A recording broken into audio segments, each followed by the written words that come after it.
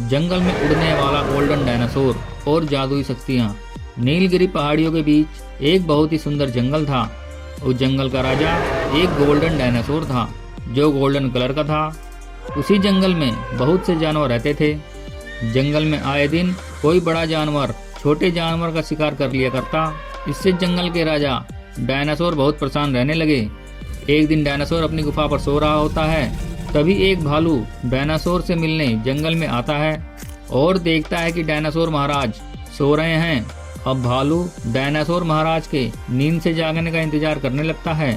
थोड़ी देर बाद डायनासोर नींद से जाग जाता है और अपने सामने भालू को देखकर चौंक जाता है और बोलता है, अरे आप कौन हैं और मेरी गुफा के पास क्या कर रहे हैं?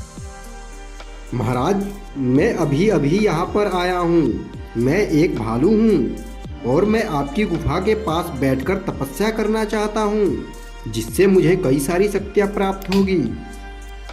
लेकिन भालू, मेरी गुफा के पास ही क्यों? क्या ये शक्तियाँ आपको कहीं और तपस्या करने से नहीं मिलेंगी? महाराज, ये शक्तियाँ मुझे कहीं पर भी मिल सकती है, लेकिन तपस्या में लीन होने पर मुझे कोई भी जानवर आसानी से खा सकता है। इसलिए मैं यहाँ तपस्या करना चाहता हूँ।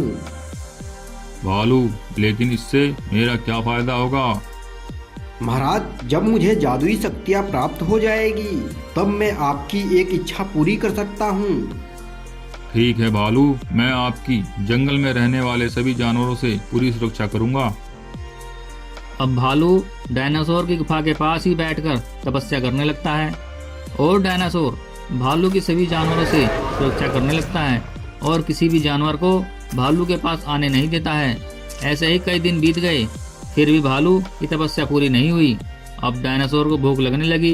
डायनासोर सोचता है, अरे ये भालू तो तपस्या में पूरी तरह लीन हो गया है। इसे तपस्या करते कई दिन बीत गए। अब मुझे भूख भी लगने लगी है। अब मैं क्या करूं? चलो कुछ दिन और इंतजार कर लेता हूं। अब डायनासोर फिर से भालू की सुरक्षा करने लगता है। ऐसे ही कई महीने बीत गए। फिर एक दिन आसमान से तेज रोशनी भालू के ऊपर गिरती है और कुछ देर के बाद वह रोशनी गायब हो जाती है। अब भालू अपनी तपस्या से जाग जाता है। यह देख डायनासोर बहुत खुश होता है। भालू जी, आपने तो तपस्या करते करते कई महीने लगा दिए। क्या आपको जादुई शक्तियाँ प्राप्त हुई? हाँ महाराज, मुझे जादुई शक्तियाँ प्राप्त हो गई है। अब आप अपनी एक इच्छा बताइए।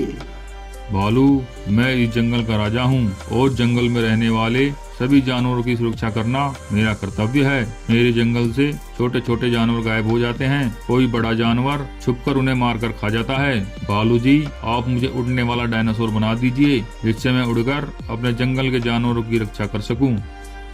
ठीक है डायनासोर महाराज, मैं आपके शरीर में एक पंख लगा देता हूँ, जिससे उड़कर आप अपने जंगल की रक्षा कर सकते हैं।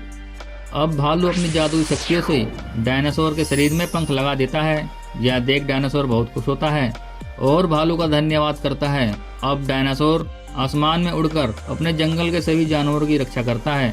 तो देखा दोस्तों, किस तरह डायनासोर ने भालू की तपस्या पूरी कराई और भालू ने अपनी जादुई शक्तियों से डायनासोर के शरीर में पंख लगा दिए।